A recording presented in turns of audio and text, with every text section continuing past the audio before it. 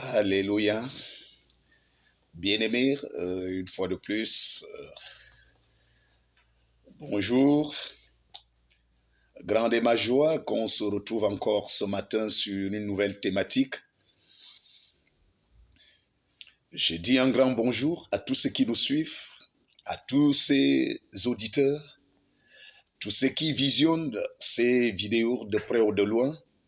Un très grand bonjour à tous ceux de nos frères et sœurs qui ont cette bonne pensée à notre égard de nous suivre. Ceux qui sont abonnés à nos émissions à travers cette nouvelle thématique intitulée La guerre contre l'esprit de mort. Bien-aimés, je vous ai dit la dernière fois que nous sommes au 11e mois et le chiffre 11 parle du désordre. Et le 11e mois, le mois de novembre, ce mois est reconnu un mois où, dans plusieurs milieux, on célèbre les morts, on fait les cultes aux morts. On va dans des cimetières, on célèbre les cultes à des personnes mortes. Aux morts, on fait des rituels. Alors, ce mois est un mois dont l'Église est interpellée aussi de beaucoup prier. La Bible dit dans le livre de Deutéronome 29, verset 29, les choses cachées sont à l'Éternel, les choses révélées sont à nous, les humains, et à nos enfants. Donc, en tant que l'Église opère avec la révélation. L'Église, ce qui fait la force de l'Église, c'est la révélation. Quand l'Église est révélée, elle a la victoire sur les activités des ténèbres. Le livre d'Amos, chapitre 3, verset 7, Dieu mentionne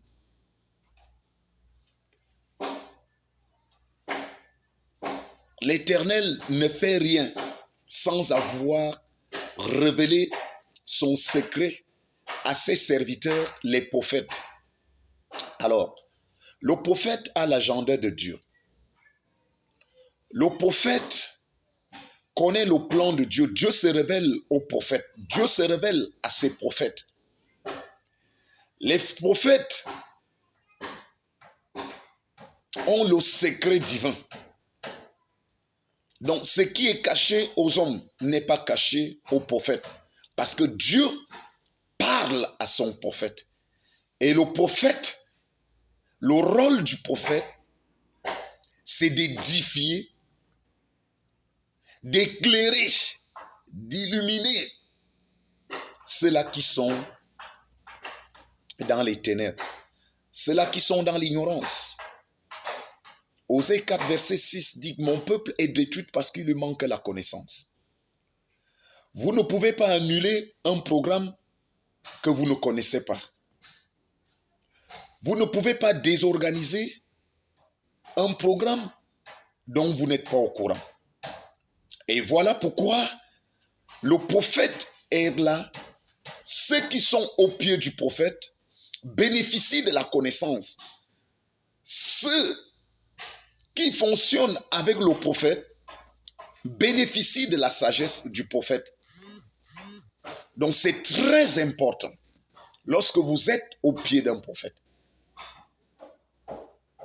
Le livre de 2 Chroniques 20, verset 20 dit « Confiez-vous à l'Éternel, vous serez affermis. Confiez-vous à ses prophètes et vous réussirez. » Lorsqu'on se confie à un prophète qui est véritablement un prophète de l'Éternel, bien-aimé, il va te révéler des choses qui vont te permettre de se retrouver. Lorsqu'on est au pied d'un prophète, on va connaître Dieu. Parce que le prophète nous permet d'avoir la connaissance et de connaître en même temps le Seigneur. Parce que le prophète, puisqu'il connaît Dieu, et ceux qui sont à ses pieds, il les amène aussi à connaître le Seigneur. C'est très important, mon frère. C'est très important, ma sœur. Alors, c'est bien d'être au pied des personnes éclairées, illuminées. Alors le prophète a la connaissance. Et cette connaissance, le peuple qui est en sa charge bénéficie donc de cette connaissance. Et c'est très important, mon frère, ma sœur, d'être au pied d'un homme éclairé, d'un homme de Dieu, d'un prophète de Dieu qui a la connaissance sur le Seigneur. Alors notre thématique, c'est la guerre contre l'esprit de mort. L'Église doit combattre la mort. L'Église doit se dresser contre l'esprit de mort. La vie est spirituelle et la mort aussi est spirituelle. L'esprit de mort, lorsque l'esprit de mort œuvre quelque part, c'est pour soumettre les gens à la souffrance. C'est pour soumettre les destinées à la souffrance. Quand l'esprit de mort opère quelque part, dans une famille, dans une dénomination, dans un quartier, dans une ville, dans une nation, cet esprit met en mal les plans de Dieu. Et Jésus lui-même, dans ses missions régaliennes, il a combattu farouchement cet esprit de mort. L'autre jour, mercredi, dans notre thématique de mercredi, je vous ai révélé quelque chose. Que lorsque Jésus va naître, l'esprit qui a d'abord combattu Jésus, c'était la mort. La Bible dit que Hérode avait à dessein de tuer l'enfant qui est né. Et tenez-vous tranquille, quand Marie, étant même enceinte, Marie a accouché Jésus dans une maison des animaux. Marie n'a pas accouché Jésus à l'hôpital. Tout simplement pourquoi? Parce que l'enfant était recherché. Même quand bien même cet enfant était dans le ventre, cet enfant était recherché. Mais il a fallu que Marie fuit. Et ça a été une ordonnance divine. C'est Dieu lui-même qui a ordonné à Joseph et Marie de fuir avec le petit enfant. Hérode avait programmé tuer cet enfant. Hérode avait programmé finir avec la vie de cet enfant. L'enfant n'était même pas encore né. Alors, vous voyez, généralement, il y a plusieurs aujourd'hui, même dans la grossesse, on commence même déjà à te chercher. Parce que le diable, lui, voit la destinée d'une personne, même avant la naissance de cet enfant. Alors, certains combats ont même commencé avec la plupart de certains quand la maman était même encore enceinte, quand vous étiez même encore dans les entrailles, le sein de votre mère. La guerre avait déjà commencé avec l'esprit de mort. Vous convenez avec moi, Hérode avait ordonné qu'on tue tous les nouveaux-nés. Tout simplement parce qu'on recherchait la tête de Jésus. Et Jésus Jésus veut tout simplement dire sauveur. Et dans certaines familles, il y a les gens qui sont destinés à sauver la famille. Il y a des destinées ici, dans certaines familles, peut-être même dans une nation, tu as une destinée de sauver la nation. Vous convenez avec moi avec la naissance lorsque Jacob va naître. Rebecca. Qu'est-ce que Dieu a révélé à Rebecca? Lorsqu'elle était enceinte, il dit, 2 nations sont dans ton ventre. 2 nations. Mon frère, ma soeur, toi qui m'écoutes à travers cette thématique, tu peux avoir le salut d'une nation entre tes mains. Peut-être tu es destiné à sauver ta nation.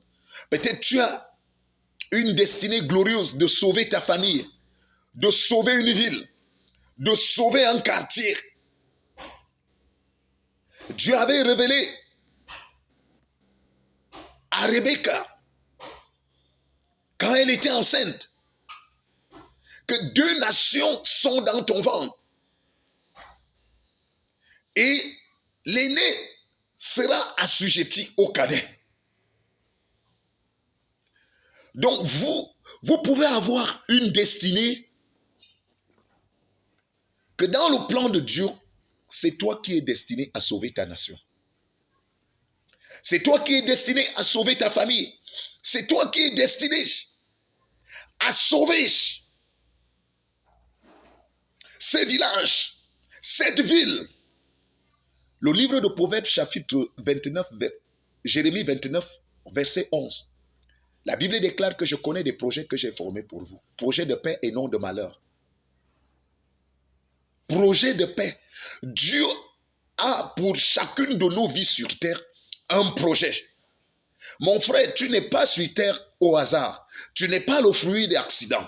Tu n'es pas venu sur terre accompagner des gens. Tu as un projet. Dieu a un projet avec toi.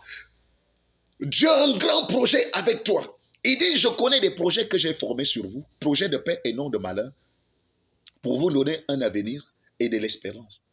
Donc mon frère, ma soeur, la mort ne doit pas stopper les projets de Dieu dans ta vie. La mort ne doit pas mettre en mal les projets que Dieu a pour toi. Et voilà pourquoi l'Église doit se lever contre cet esprit. Si Jésus lui-même a été victime, il a été face à cet esprit, alors nous, l'Église de Christ, nous devons nous dresser contre cette Église. La Bible dit dans Actes chapitre 4, verset 12, et il n'y a de salut dans aucun autre nom, car aucun autre nom ne nous a été donné, venant du ciel, parmi les hommes par lequel nous devons être sauvés. Le seul nom par lequel nous sommes sauvés, c'est le nom de Jésus. Et ce nom, déjà veut dire, Jésus veut tout simplement dire sauveur. Et quand Christ est en toi, tu es appelé à sauver les vies, à sauver les destinées, à sauver les nations. Le livre de Proverbes chapitre 24, verset 11, il dit, délivre ceux qu'on traîne à la mort, ceux qu'on va égorger, sauve-les. Alors l'Église a cette mission de sauver les destinées, de sauver les vies, de sauver les nations, de sauver les familles. Voici le rôle de l'Église. En tant que chrétiens, nous sommes appelés à sauver les vies. Nous sommes appelés à sauver les nations. Il dit, délivre ceux qu'on traîne à la mort, ceux qu'on va égorger, sauve-les. Mon frère, du moment où tu donnes ta vie au Seigneur, ma soeur, toi qui m'écoutes ce matin, à travers cette thématique, il faut comprendre que dès lors, Christ vit en toi. La grâce du salut opère déjà dans ta vie. Et tu es appelé à sauver d'autres. Né pour régner, né pour sauver, né pour protéger. Nous sommes nés pour sauver. Nous sommes nés pour régner. Nous sommes nés pour protéger. Tu dois sauver ton environnement contre cet esprit de mort. Tu dois sauver même la structure dont tu appartiens. Quand nous voyons l'histoire de Joseph, dans le livre de Genèse, chapitre 37, alors Joseph avait une destinée d'aller sauver la crise égyptienne. il y avait une crise dont la nation égyptienne était victime. Et la naissance de Joseph, parce que Joseph avait une destinée des nations, pour sauver les nations. Alors, quand il y a une crise, la crise peut mettre une économie à terre. Et Joseph était donc destiné, l'homme dont Dieu a mandaté d'aller sauver l'économie de cette nation, pendant que toutes les nations étaient en crise. Les économies étaient à terre. Mais Joseph a été suscité pour sauver la nation égyptienne. Donc cette économie, Dieu avait révélé le rêve que Dieu avait donné à Pharaon. Il prévoyait mettre l'économie de l'Égypte en terre. Et Joseph est venu donc relever cette économie. Alors, quand tu es un enfant de Dieu, tu es un prophète de Dieu, tu es là pour relever ce dont la mort a mis à terre. Ce dont la mort a destiné détruire. Là où la mort veut œuvrer, détruire, nuire. Et toi qui es éclairé, tu es là pour venir relever ce que la mort est en train de ruiner. Ce que la mort, l'esprit de mort est en train de détruire. Et voilà le but auquel nous donnons dans nos vies au Seigneur Jésus-Christ. Jésus qui veut tout simplement dire sauveur. Alors, quand ce Jésus opère quelque part, c'est pour que tu sauves ton quartier, c'est pour que tu sauves ta famille, c'est pour que tu sauves cette structure qui est en train de tomber. Vous voyez, le corona est venu mettre les économies. Le monde aujourd'hui souffre. Les économies sont à terre. Les grandes puissances sont en train de se rassembler pour voir qu'est-ce qu'il y a lieu de faire et de relever l'économie. Or, ici, il faut faire avec Dieu. Il faut faire avec Dieu. Le monde entier souffre. Les économies. Le corona, aujourd'hui, est venu mettre en mal les États.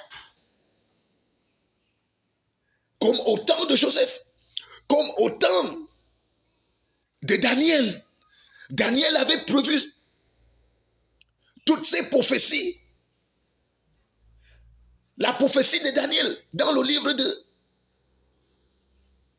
Daniel chapitre 9 et chapitre 10 prévoyait toutes ces choses. Cette prophétie ne parlait pas seulement du temps de Daniel. La prophétie parlait même de ces temps-ci. Et c'est les prophètes de Dieu qui doivent relever les économies qui sont à terre. Comme Joseph est allé en Égypte de relever l'économie. La Bible dit que l'Égypte a soutenu plusieurs nations. L'Égypte était une grande puissance. Mais pour que l'Égypte devienne donc cette grande puissance, elle avait besoin d'un Joseph. On ne saurait à cette époque parler de l'Égypte, la grande puissance, sans parler de Joseph. Autrement dit, l'Égypte n'allait pas sauver les nations. Plusieurs nations ont été soutenues par la puissance égyptienne, par l'entremise du prophète Joseph. Alors, quand tu es un prophète établi dans une nation, ton rôle, c'est de relever la nation. Quand tu es un enfant éclairé, ton rôle, c'est de relever les nations qui sont victimes de cet esprit de mort. Parce que la mort peut ébranler toute une nation. La mort peut ébranler même l'économie d'une nation. Malgré les stratégies qu'on peut mettre en place, mais l'esprit de mort peut œuvrer dans une nation pour ébranler l'économie d'une nation, pour mettre en mal tout ce que la nation, les efforts conjugués que la nation peut conjuguer pour la survie des populations, pour la survie d'une économie. Et voilà pourquoi Joseph était donc celui-là qui était censé relever plusieurs nations. Il avait une destinée des nations. Alors, vous pouvez naître dans une nation. Or, votre but dans cette nation, c'est de relever votre nation. C'est de sauver plusieurs vies. Alors, donner sa vie à Jésus, ce n'est pas un jeu. Il faut comprendre le but fondamental. Pourquoi nous donnons nos vies au Seigneur? Et quel est le travail que nous sommes appelés à faire en tant qu'Église? Le livre de Matthieu chapitre 16, verset 16 au verset 19, il dit, je bâtirai mon église et les portes du séjour de mort ne prévaudront pas contre elle. Quand une église est bâtie dans une nation, c'est pour préserver les vies, c'est pour sauver les vies de la mort. Parce que l'esprit de mort va aussi œuvrer pour détruire, pour mettre en mal les destinées. Alors, Christ, dans une famille, l'église de Christ dans une famille, c'est pour sauver des économies. Alors, l'église de Christ dans une famille, dans une nation, l'église a un rôle très important. L'église a un rôle très important dans la nation, dans le monde entier. Alors, toi qui m'écoutes, mon frère, ma sœur, prends au sérieux cette thématique afin de comprendre la nécessité de donner sa vie au Seigneur Jésus. La nécessité, la Bible dit dans le Psaume, chapitre 2, demande-moi les nations. Je te donnerai les nations en héritage et la terre en possession. Alors tu peux avoir une destinée des nations. Tu peux naître dans une nation et Dieu a prévu de sauver, que le salut d'une nation passera par toi, comme tel fut le cas de Joseph en Égypte, tel fut le cas aussi de Daniel à Babylone. Mon frère, ma sœur, nous sommes sur une thématique, la guerre contre la mort. La mort en nation, la mort en famille, la mort en société, la mort même à l'église. En tant que l'église de Christ, nous sommes donc appelés à se dresser contre cet esprit de mort qui œuvre pour mettre en mal les buts et les desseins de Dieu. Et nous avons dit que le mois de novembre, c'est ce mois où cet esprit est beaucoup plus en activité.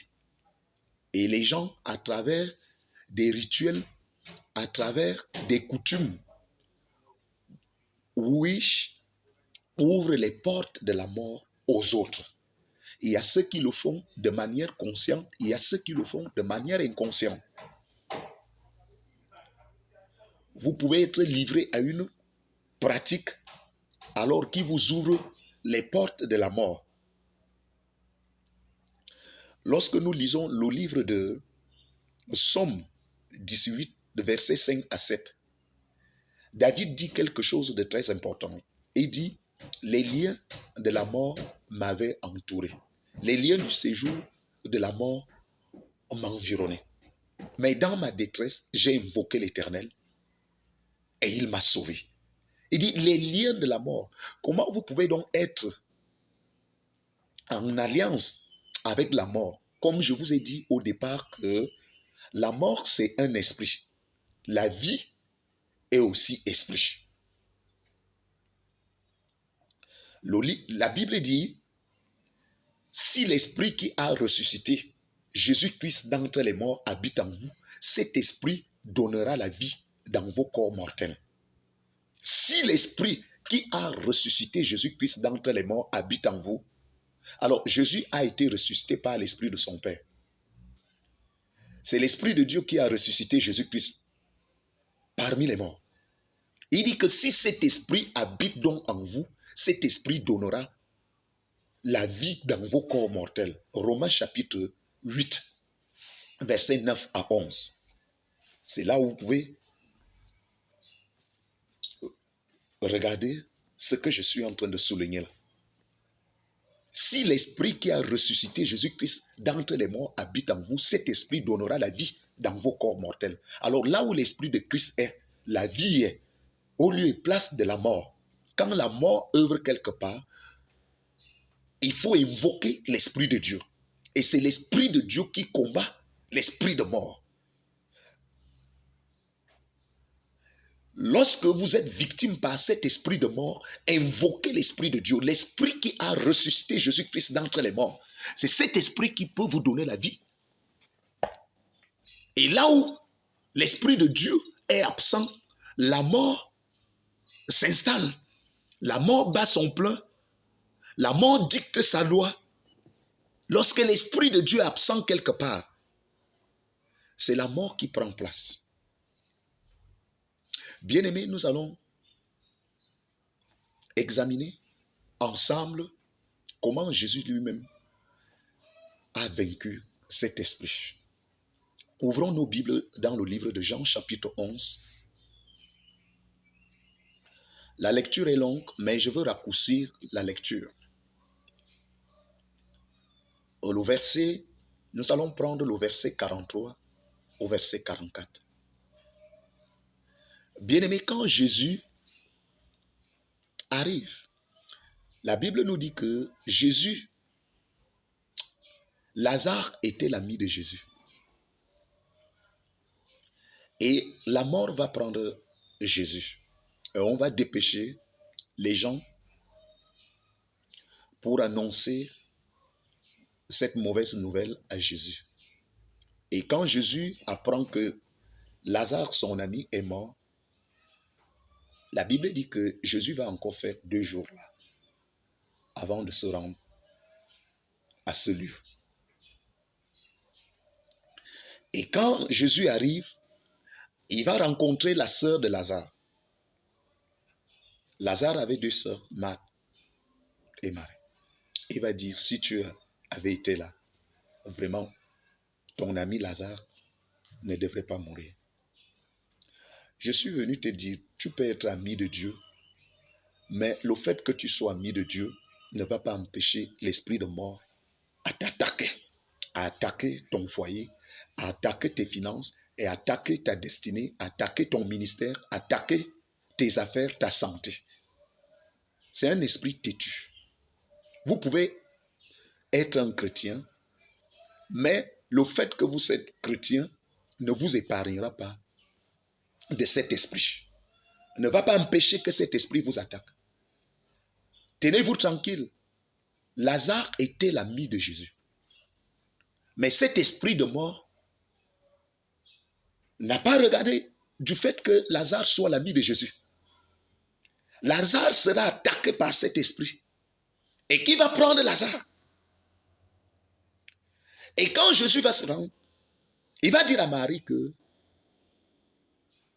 la mort de Lazare, c'est pour que mon nom soit glorifié. Parce que c'est pour cet esprit que je suis venu sur terre, pour combattre cet esprit. J'ai la victoire sur la mort. C'est pour ça que le Père m'a envoyé sur terre, pour combattre cet esprit. Parce que je connais les missions de cet esprit. Et c'est moi, j'ai la victoire sur cet esprit. La Bible nous dit au verset 43, que lorsque Jésus va se rendre à la tombe, il va crier d'une voix forte, Lazare, sors! Et la Bible nous mentionne le mort sorti. Oh, Lazare, on n'appelait plus Lazare par son nom. On l'appelait déjà comment? Le mort sorti. Quand l'esprit de mort œuvre quelque part, oh, quand l'esprit de mort a pris possession d'un lieu, oh, il n'y a plus la vie. Tout est paralysé. Il dit, le mort sort. On ne t'appelle plus par ton nom. Quand l'esprit de mort œuvre déjà quelque part, oh, les gens ne reconnaissent plus ton nom. On t'appelle maintenant par d'autres noms. Celui-ci, celle-ci, tu penses que tu es qui? Les gens ne t'identifient plus par ton nom. Personne ne peut plus t'appeler par ton nom. J'ai dit que Lazare avait déjà pour nom le mort sorti. le mot, quel esprit tu t'identifies en cette saison par quel esprit? Au point que les gens t'ont déjà oublié. Quand l'esprit de mort œuvre quelque part, on t'oublie. Les gens ne se souviennent plus de toi. Les gens ne sont plus au courant de toi. Ce qui s'amène auprès de toi n'est que ce que tu ne t'intéresses plus. Des choses dont tu ne t'intéresses plus. Des bonnes connexions. Or, quand l'esprit de mort œuvre de même dans un commerce, même dans ta boutique, tu ne peux plus faire un chiffre d'affaires consistant.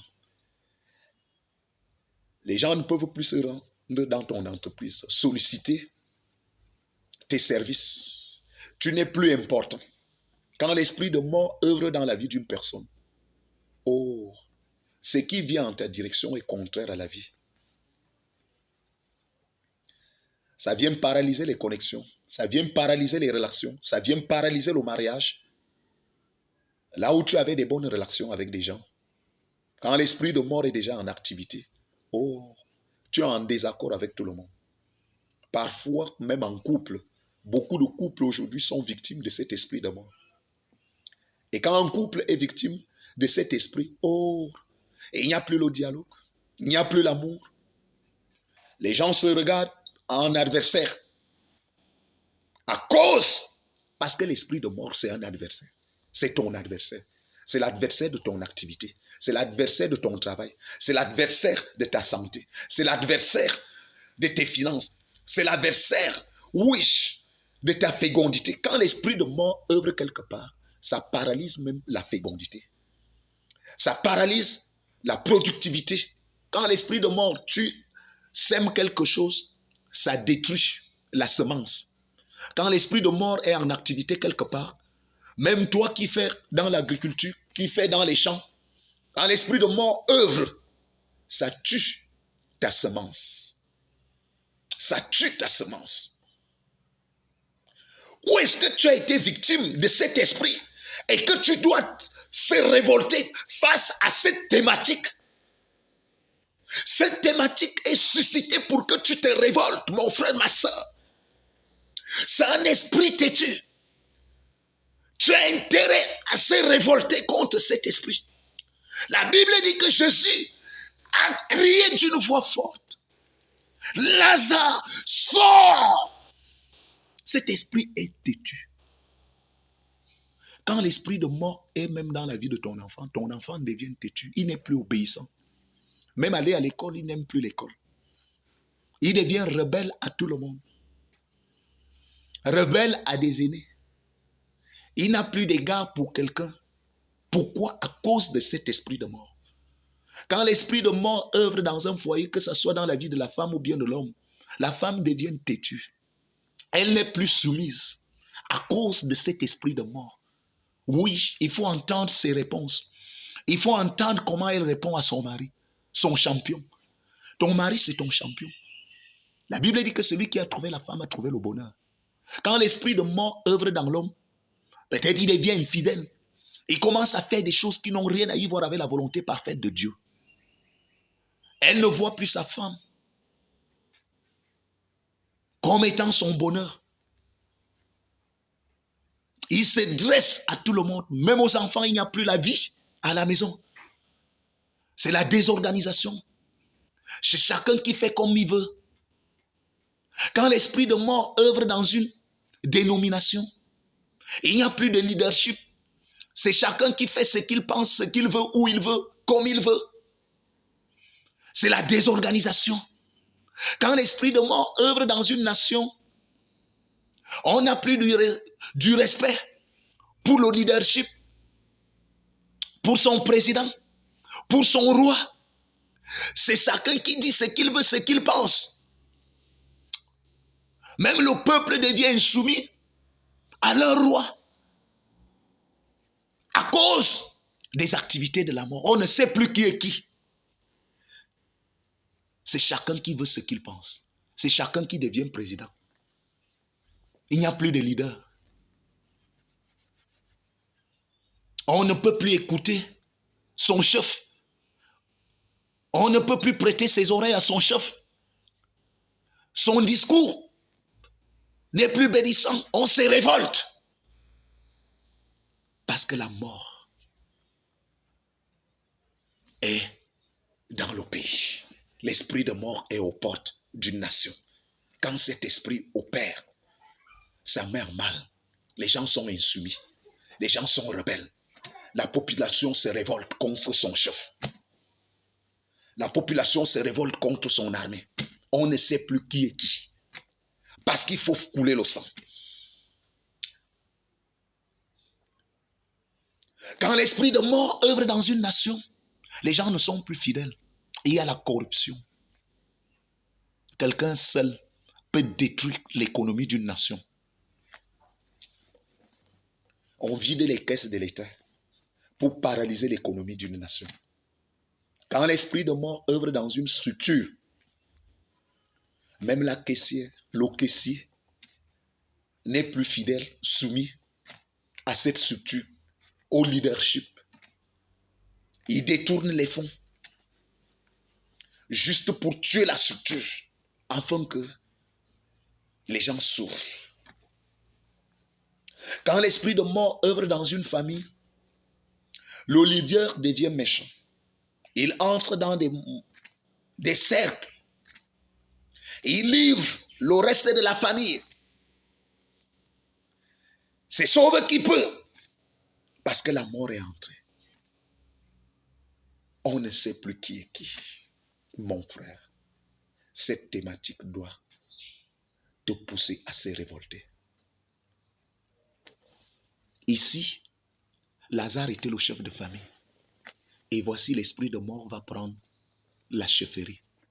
Et qu'est-ce qui se passe? Nous voyons Marthe et Marie sont dans les pleurs. Sont dans les pleurs. Même la croyance, quand l'esprit de mort œuvre quelque part, les gens ne croient plus au Seigneur. Les gens ne prient plus. Ça tue même ta vie de prière, ta vie de méditation. Toi qui avais pour habitude de prendre les jeûnes, tu avais la soif de connaître Dieu, tu avais la faim de le chercher. À cause de l'esprit de mort, tout est paralysé. Tu n'as plus le goût de la vie. Les gens se suicident. Vous connaissez la fin de Judas. Judas s'est suicidé.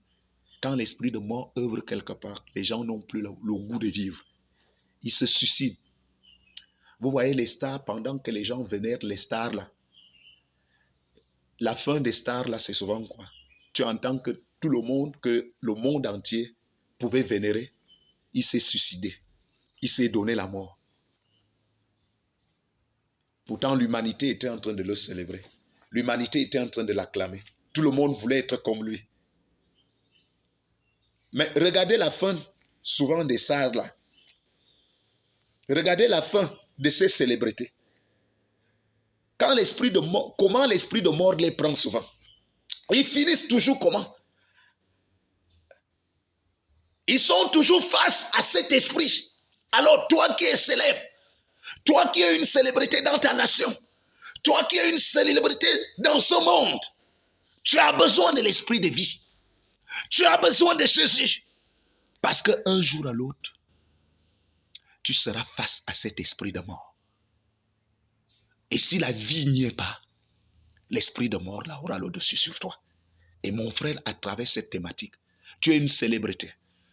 Président de la République, ministre, chef d'État, homme d'affaires, femme d'affaires, homme politique très puissant. Nous avons besoin de Jésus. Nous avons besoin de l'esprit de vie. L'humanité a autant perdu de célébrités. Et nous ne voulons plus que l'esprit de mort ait le dessus sur ces chefs d'État, ces célébrités, ces hommes politiques très puissants, ces philosophes. Nous en avons encore besoin de vous, chefs d'État. Nous en avons encore besoin de vous, hommes politiques très puissants. Nous en avons encore besoin de vous, ces célébrités, ces philosophes. Mais acceptons Jésus, qui nous garantit la victoire sur l'esprit de mort. C'est Jésus qui est venu vaincre la mort. Il dit, ô mort, où est ton aiguillon? La mort a été vaincue. C'est Jésus qui a vaincu la mort. Alors, ces chefs d'État puissants, ces ministres puissants, ces directeurs puissants, ces généraux puissants,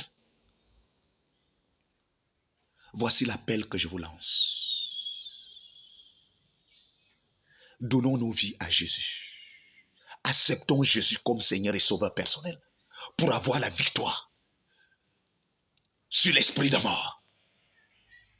Les nations, le monde a perdu ses célébrités. Le monde a perdu ses présidents, ses chefs d'État puissants. Nous ne voulons plus continuer à pleurer. Nous ne voulons plus continuer à pleurer à cause de cet esprit de mort qui a fait autant de dégâts. Alors, nous devons donc avoir la victoire sur la mort. Et comment avoir donc la victoire sur la mort? C'est d'accepter la vie. C'est d'accepter le Seigneur Jésus. Mon frère, ma soeur, toi qui m'écoutes, cette thématique est très importante pour nous tous. Voilà pourquoi Dieu m'a établi. Voilà pourquoi Dieu m'a appelé. Afin que, à travers mon appel, plusieurs puissent aussi le connaître. Partout, là où tu te trouves, peut-être en France, au Canada, aux États-Unis, en Chine, au Québec, à Bruxelles, au Texas, au Gabon, en Guinée, en Centrafrique, en Côte d'Ivoire. Oui, vous qui m'écoutez, bien-aimés, dressons-nous farouchement contre cet esprit de mort. La mort en société, en famille, en nation, en couple, partout où cet esprit opère, dressons-nous farouchement contre cet esprit de mort. La guerre, faisons la guerre contre cet esprit de mort. Jésus lui-même a assigné cette mission à son église. Il dit, ressuscitez les morts. Ressuscitez les morts.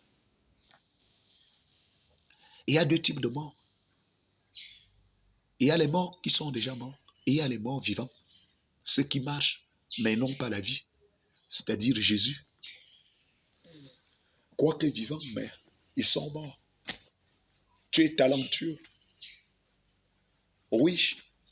Maintenant, pour mettre ce talent au profit des autres, tu as besoin de la vie pour sécuriser ton talent. Tu es célèbre pour sécuriser. Parce que le monde en a besoin de toi. Tu as donc besoin de Jésus.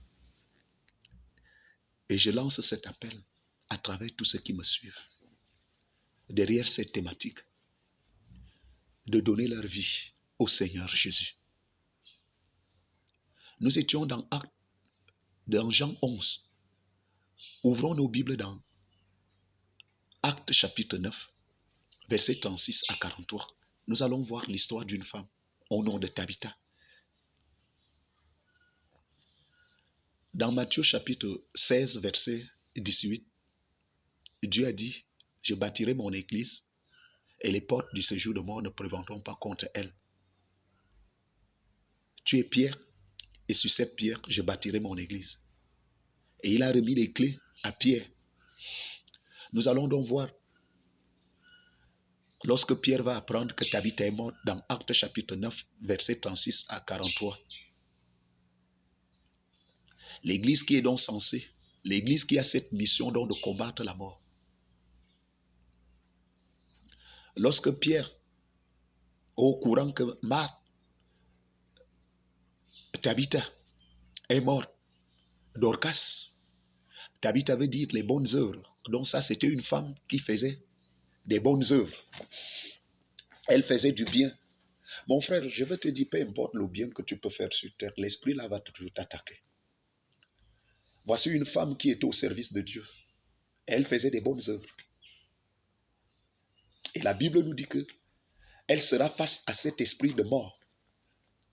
Alors, l'esprit de mort n'a pas regardé que cette femme était une femme généreuse, qu'elle faisait du bien aux gens et donnait à manger. La Bible dit que les vêtements, elle pouvait coudre les vêtements et habiller les gens, donner la nourriture aux gens, faire du bien aux gens.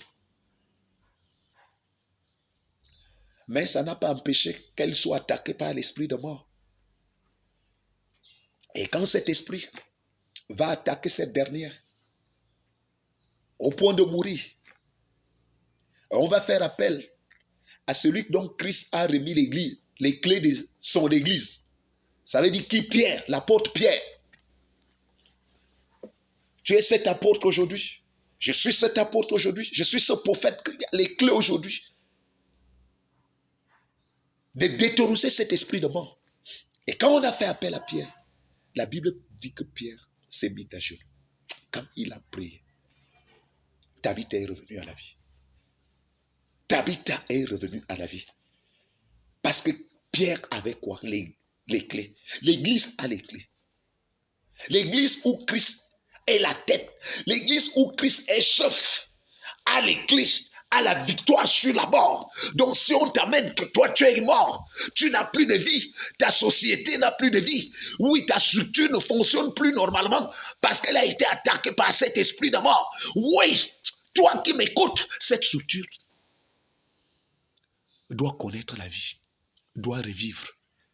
L'esprit de vie doit redonner vie à cette structure. La Bible dit que si l'esprit qui a ressuscité Jésus-Christ d'entre les morts habite en vous, cet esprit donnera la vie dans vos corps mortels.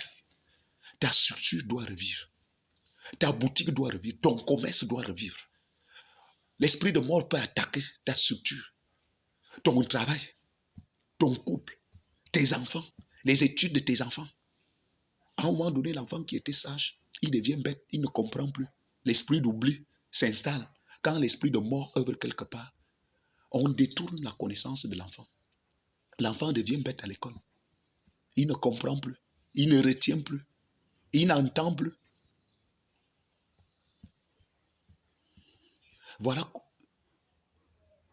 Tabitha est revenue à la vie. Et c'était la fierté de tout le peuple. La Bible dit que à travers ce miracle, lorsque Pierre a opéré le miracle, la crainte pouvait s'emparer de tous ceux qui ont vécu ce miracle. Le Dieu que je sers, c'est un Dieu de miracle. Il opère, il n'a pas changé, il est le même hier, aujourd'hui, éternellement. Ce qu'il a fait hier, il peut le faire aujourd'hui. Il n'a pas changé. Dans certains milieux, on nous laisse croire que non. Lorsqu'il y a un miracle, ça veut dire que tu es faux. Oh, voici Jésus qui a ressuscité Lazare. Voici Pierre qui a ressuscité Tabitha. Et là où je vous parle, j'ai été victime de cette mort. On m'a empoisonné. J'ai été empoisonné. Au point où je suis mort. J'ai été empoisonné dans la nourriture. J'ai mangé ce poison au point de mourir. Mais j'ai expérimenté le miracle de Dieu. Au point que j'ai expérimenté la résurrection. J'étais à la salle des urgences, à l'hôpital. Couché, mort. J'étais coupé de ce monde. Et c'est là où j'ai vu une boule. La lumière est venue saisir mon ventre et m'a envahi. Après cette lumière, je suis revenu à la vie. J'ai crié 3 fois. Ceux qui étaient à mes côtés ont entendu. Saint-Esprit, Saint-Esprit, Saint-Esprit, 3 fois. Et je me suis levé en sursaut. Et je suis revenu à la vie. Bien-aimé, moi qui vous parle, je suis un miracle de Dieu. J'ai expérimenté la résurrection. J'ai expérimenté la puissance de la résurrection.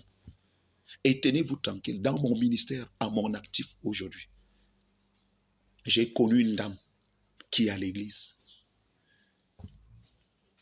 Elle aussi, elle a connu la mort. On a fait appel à moi, comme on a fait appel à Tabitha, à Pierre, lorsque Tabitha est morte. Je suis venu trouver, on avait déjà placé le lit de cette dernière au salon. Elle était morte. De la même manière, Jésus a dit à Tabitha, de la même manière, Jésus a dit à Lazare d'une voix forte, Lazare, sors! Et le mort sortit. Et c'est de la même manière, j'ai dit à cette dame, lève-toi et marche. Tenez-vous tranquille. La femme miraculeusement s'est levée. Elle a commencé à marcher par ses deux pieds. Et tous ceux qui étaient dans la salle, c'était terrible. Les gens pouvaient fuir. Les gens étaient saisis. Les gens étaient étonnés de voir ce miracle. Dieu n'a pas changé. Il est le même hier, aujourd'hui, éternellement. Ce qu'il a fait hier, il continue à le faire aujourd'hui. Et il y a encore les prophètes de Dieu que Dieu utilise puissamment. Et je fais partie, mon frère, ma soeur, toi qui m'écoutes, crois-moi que Dieu est vivant. Jésus lui-même a vaincu la mort. Et tu dois vaincre cette mort. David a dit dans le psaume 118, verset 17, je ne mourrai pas, je vivrai et je raconterai les œuvres de l'Éternel. David a été victime de l'esprit de mort. Tenez-vous tranquille, Saül voulait la tête de David. Et David a dit, je ne mourrai pas, je vivrai. Et je raconterai les œuvres de l'Éternel. Il a refusé la mort. Il a refusé de mourir. Parce qu'il était attaqué par cet esprit de mort. Mon frère, ma soeur, révolte-toi contre cet esprit. Dans tes activités, dans tes rêves, dans ton sommeil. Il y a ceux, quand ils dorment, ils sont oppressés dans leur sommeil. Pendant que tu es en train de dormir. Beaucoup aujourd'hui reçoivent des délivrances. Ici, à l'église, dans ton sommeil, on vient t'oppresser. On vient t'étrangler pour que tu ne reviennes plus à la vie. Les cauchemars, là, tu entends les gens t'appuient le cou. C'est l'esprit de mort. C'est cet esprit. On vient t'étrangler dans le sommeil. On vient t'oppresser dans le sommeil. Et tu te réveilles en sursaut, tu bagarres dans le sommeil. Pour quand tu veux te relever, il n'y a pas moyen. Parce qu'il y a des agents de mort. Cet esprit de mort, toi qui es victime, dans les rêves d'un tel esprit, j'ordonne ta délivrance maintenant, au nom puissant de Jésus. Je commande à cet esprit de mort de lâcher prise, de libérer ta vie, de libérer ton commerce, de libérer tes activités, au nom puissant de Jésus-Christ. Toi, esprit de mort, tous ceux qui me suivent, tous ceux qui me voient en direct, la puissance de Dieu est relâchée. L'onction du Saint-Esprit est relâchée. Cette économie doit ressusciter. L'économie dans les nations doit ressusciter. Oui, les sociétés qui sont tombées en faillite, oui, la puissance de la résurrection est relâchée pour relever ces économies à terre. Ces économies doivent ressusciter. Les activités doivent reprendre vie. Tout ce que le coronavirus a paralysé dans le monde entier, j'ordonne maintenant la puissance de la résurrection, l'onction de la résurrection sur ces économies à terre, ces activités qui sont tombées. Oui, depuis Fort Lurette, tes activités ne tournent plus à merveille. Oui, la puissance de Dieu remet à jour ton activité. Toi qu'on a enlevé au travail et tu n'arrives plus à joindre les deux bouts, l'onction de la résurrection, la puissance de la résurrection ramène la vie. Oui, toi qui es paralysé, l'esprit de mort a paralysé ton pied, a paralysé tes activités, a paralysé, oui, tes organes, les organes internes, les organes externes. Oui, tu es paralysé, ta main est paralysée. Ton pied est paralysé. Oui, tes organes sont paralysés. Oui, je relâche l'onction de la résurrection. La puissance de la résurrection. L'onction de la résurrection. Ressuscite. Ressuscite tout ce qui était mort. Tout ce que la mort, oui, a pris en otage. L'onction de la résurrection. Ressuscite tes affaires, ton commerce, tes activités, ton ministère. Oui, tu es appelé, oui, à un ministère glorieux.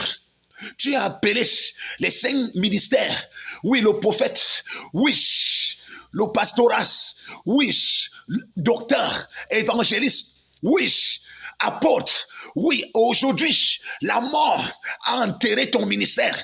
Tous ces ministères qui sont enterrés ressuscite ce matin. La puissance de la résurrection, l'onction de la résurrection ressuscite tous ces ministères enterrés, tous ces ministères qui sont morts. Oui, ta vie de prière, tu ne te comprends plus, tu n'arrives plus à prier, tu n'arrives pas à méditer, tu n'arrives plus à gérer parce que l'esprit de mort œuvre est en activité. La puissance de la résurrection, l'onction de la résurrection ressuscite ton ministère, ressuscite tes activités, ton commerce, ton mariage, ressuscite ce matin. Tes enfants ressuscitent ce matin, leur école, leurs affaires, oui, tes connexions. Oui, tu es rejeté par tout le monde à cause de l'esprit de mort. Oui, tu es paralysé, cloué sur un lit d'hôpital. Oui, dans ta maison, la puissance de la résurrection. Je relâche les anges. Je relâche les anges en ta direction. Je relâche les anges en ta direction pour te ressusciter. Pour te ressusciter. Oui, les anges te relèvent. Lève-toi et marche. Ton commerce se lève. Tes activités se lèvent. Ton foyer se lève. Tes finances se lèvent ce matin. Ta santé se lève. Ta nation se lève. L'économie de ta nation se lève. Tes territoires se lèvent. Tout ce qui avait été pris en otage, oui, se relève ce matin au nom de Jésus de Nazareth. La puissance de la résurrection. Toutes les économies, oui, se relèvent. En tant que prophète de l'Éternel, je prophétise sur toutes ces économies en Afrique, en Europe, en Asie, dans les 4 coins du monde, qui sont à terre à cause des activités de la mort. Oui, la puissance de la résurrection, l'onction de la résurrection, oui, ressuscite ces économies. De la même manière que Joseph a ressuscité l'économie, oui, de l'Égypte. Oui, de la même manière, Daniel a ressuscité l'économie, oui, à Babylone. Je ressuscite cette économie, l'économie de ta nation. Ressuscite ce matin au nom puissant de Jésus. Toutes ces sociétés, oui, qui étaient à terre, je prophétise la renaissance de cette société. Cette société qui a fermé les portes, j'ouvre à nouveau les portes de cette structure. Les portes de cette structure s'ouvrent à nouveau. Au nom de Jésus de Nazareth, toi qui avais fermé boutique, tu as fermé ton activité. J'ai dit que ton activité reprend vie ce matin par la puissance de la résurrection. L'onction de la résurrection ressuscite tes activités, tes relations, tes connexions, tes possessions. Oui, tout ce que tu avais perdu par le passé, de la même manière, Dieu a remis